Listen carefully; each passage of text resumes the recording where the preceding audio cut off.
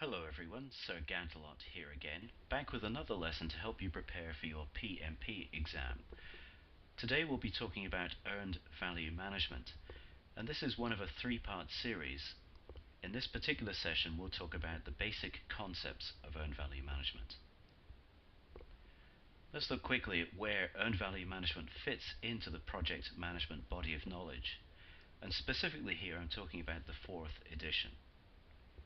Well, to find Earned Value Management, you'll need to look at the knowledge area, Project Cost Management, and then the process group, Monitoring and Controlling. And the specific process concerned is Control Costs. In the earlier version, the 3rd edition of the PMBOK, that process was called Cost Control, by the way. So let's look at that Control Costs process. And of the tools and techniques within that process, Earned Value Management is the first one listed, but more importantly, it also feeds in or is associated with every one of the other tools and techniques there as well. For example, one of our primary tools to use for forecasting is Earned Value Management, and we certainly need Earned Value Management to calculate our to-complete performance index. We get our earned value data through performance reviews. We use Earned Value Management to calculate variance analysis, and our project management software will also help us with earned value data. Microsoft Project, for example, gives you a lot of earned value data, provided you set it up correctly.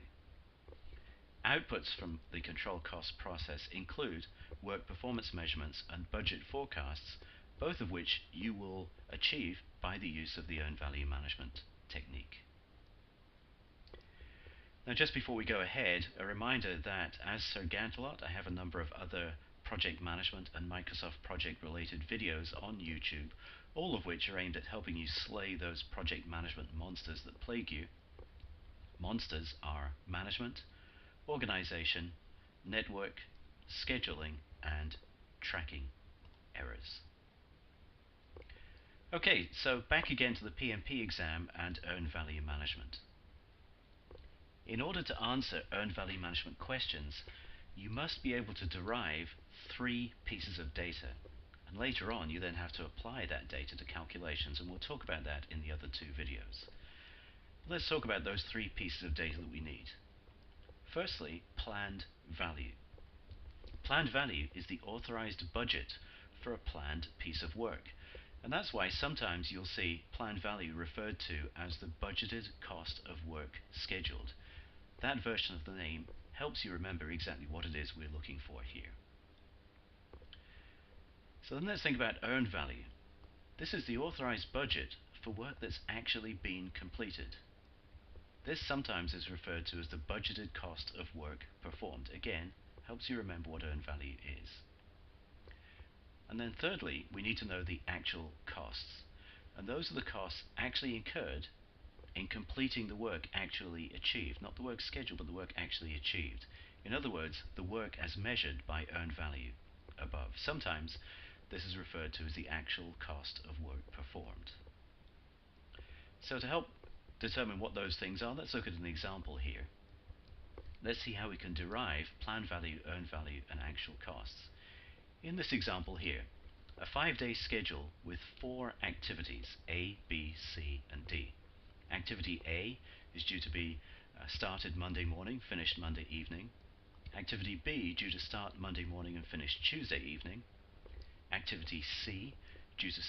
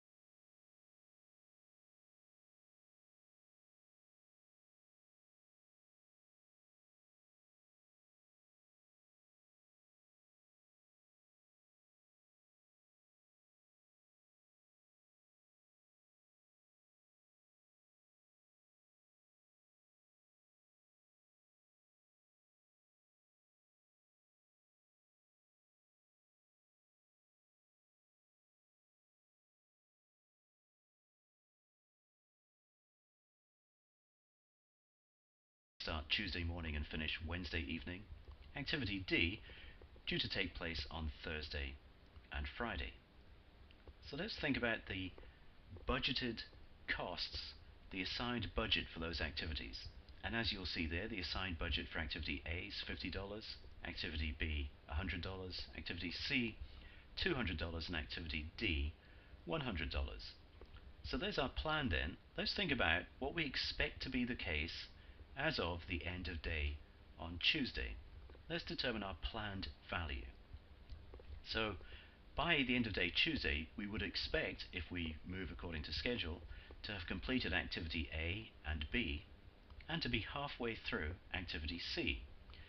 So the budgeted cost of that work that's been scheduled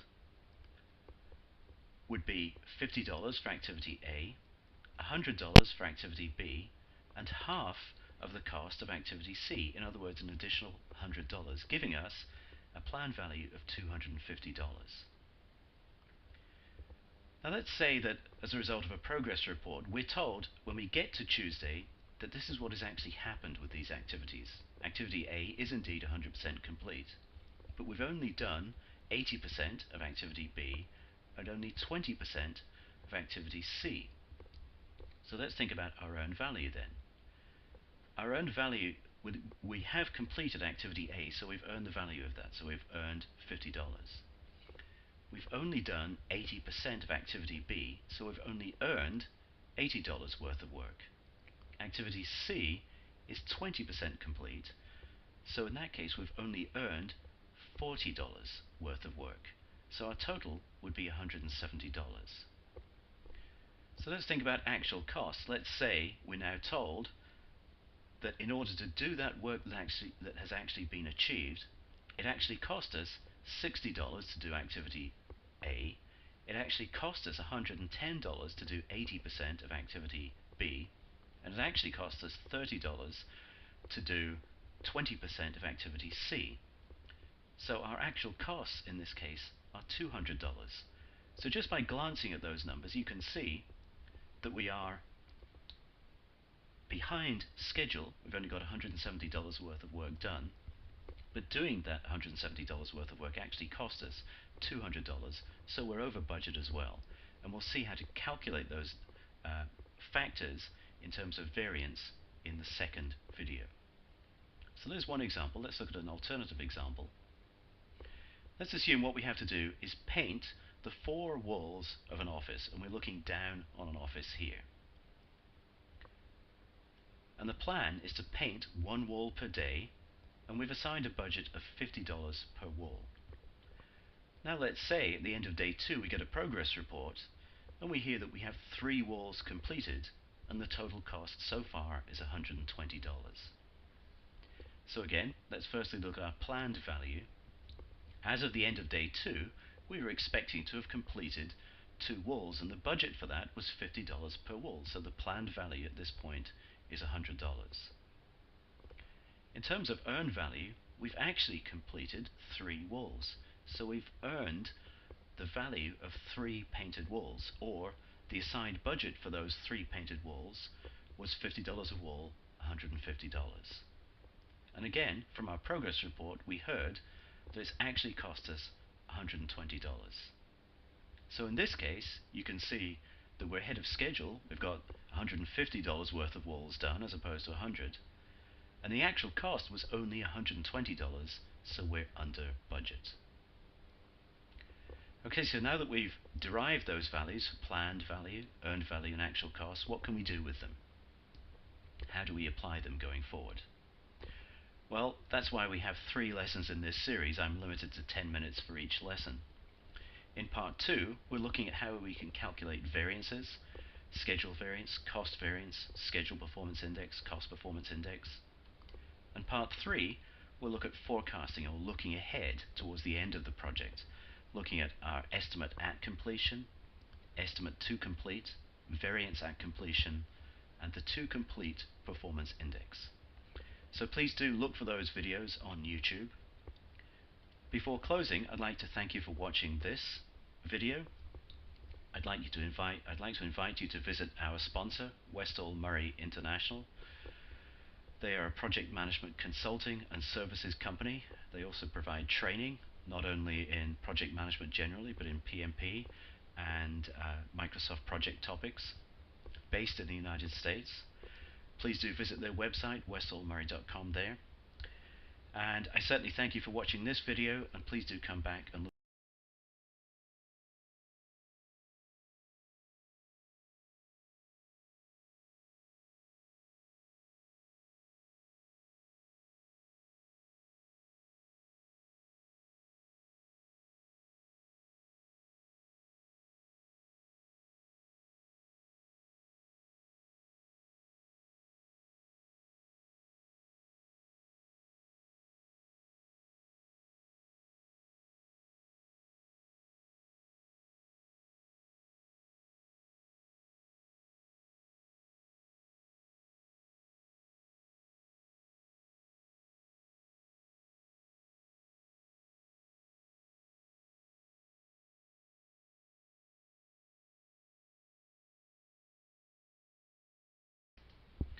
Hello again.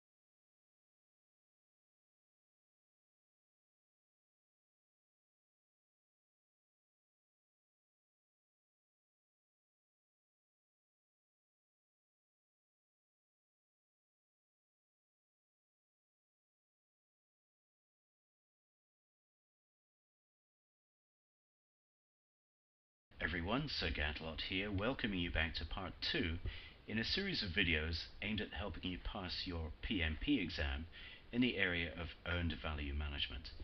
This part 2 video looks at how we can build on what we've already determined to calculate our variance and index values, specifically schedule variance, cost variance, schedule performance index, and cost performance index. You may remember that this series of lessons started with part 1, where we looked at the basic concepts of earned value management, how we can look at a particular scenario and derive the planned value, earned value, and actual costs. In this video, we'll be looking at how we can take that information to determine how well we are doing against our original plan in terms of cost and schedule, and therefore how we can calculate schedule variance, cost variance, schedule performance,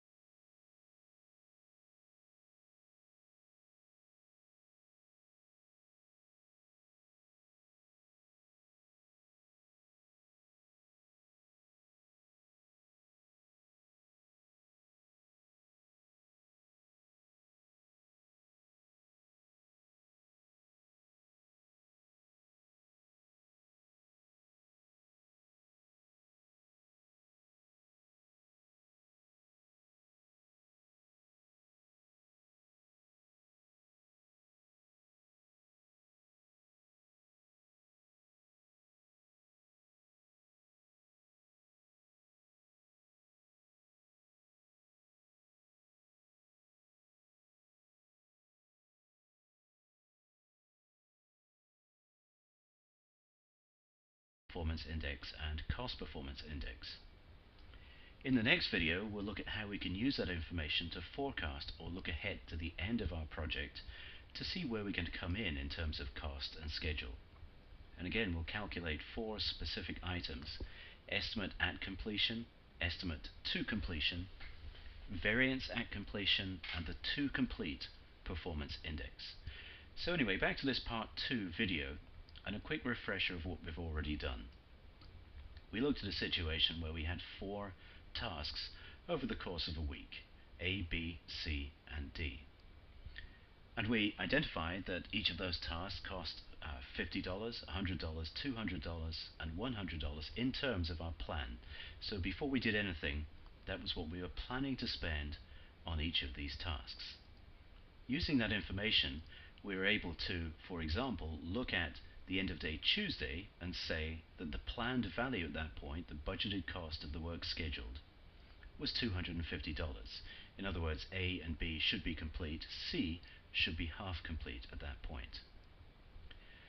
However, if we discovered that the progress was not as expected, B, you can see, is not complete and should be, C is not as complete as it should be, we could determine our earned value, the budgeted cost of work performed, as $170. And then, if in addition we had some information about what these tasks had actually cost so far, we could calculate the actual cost, again as of the end of day Tuesday, actual cost of work performed being $200. So let's look at that graphically. And what you can see here is these curves. The blue one there is the planned value curve, how we planned to spend our money during the life of the project. And typically these type of curves do form an S shape like you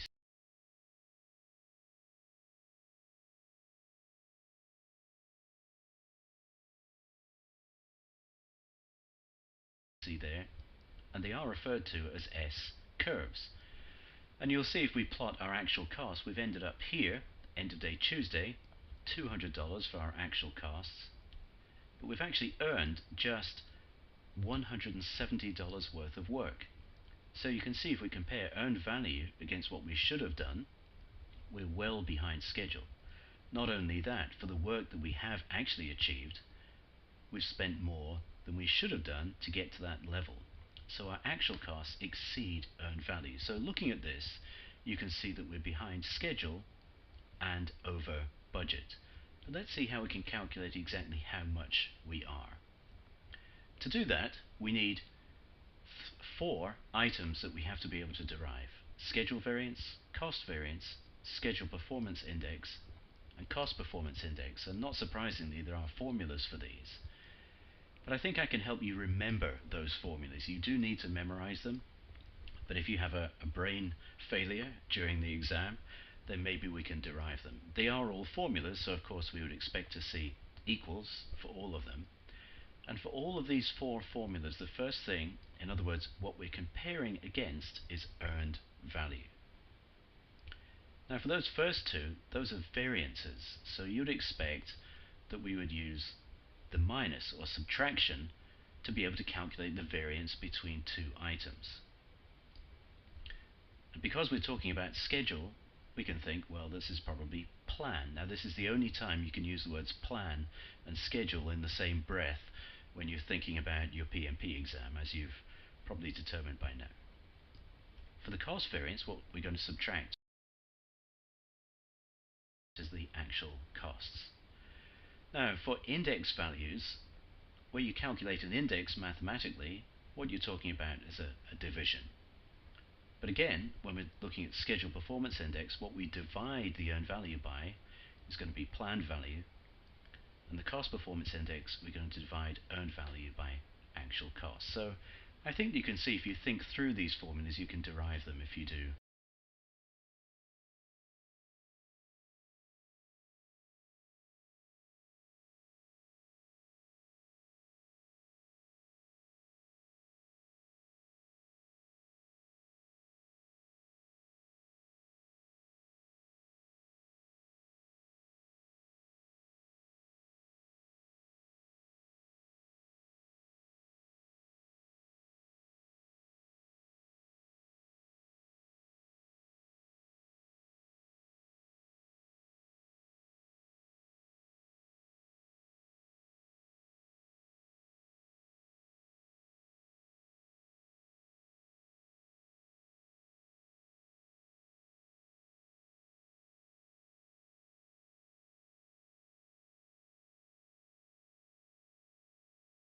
fail to remember them. Now, a quick word for both the variance items there. A positive result means good. In other words, you're either ahead of schedule, or positive cost variance means you're under budget. For the index values, you want greater than 1. That's a good result.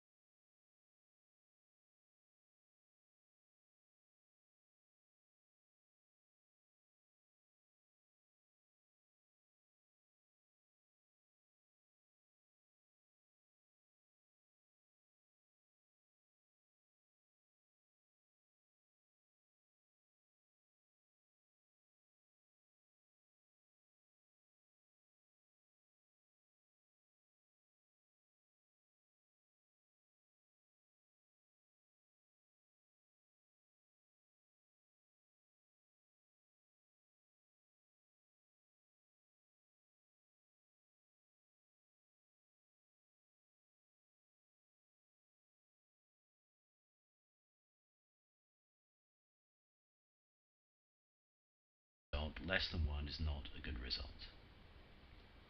So let's do the calculations in the example we have here.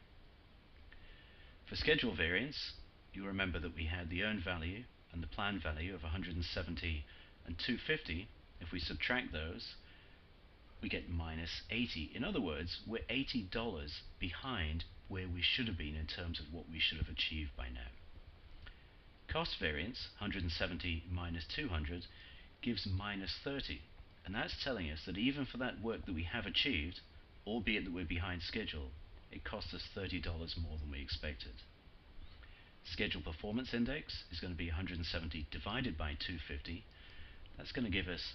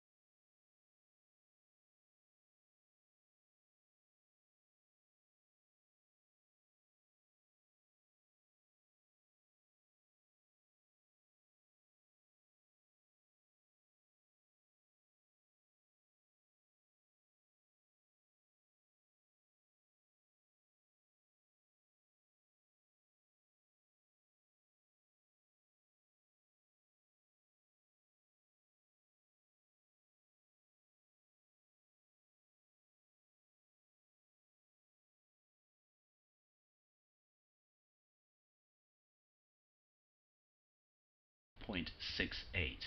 In other words, we are only achieving 0.68 of the amount of work that we should have done. Cost performance index, 170 divided by 200, is 0.85, which means we're only spending our money at an efficiency rate of 0.85. Okay, so looking back to our original problem with the planned value, earned value, and actual cost that we just lifted straight out of the question there, we see the values we've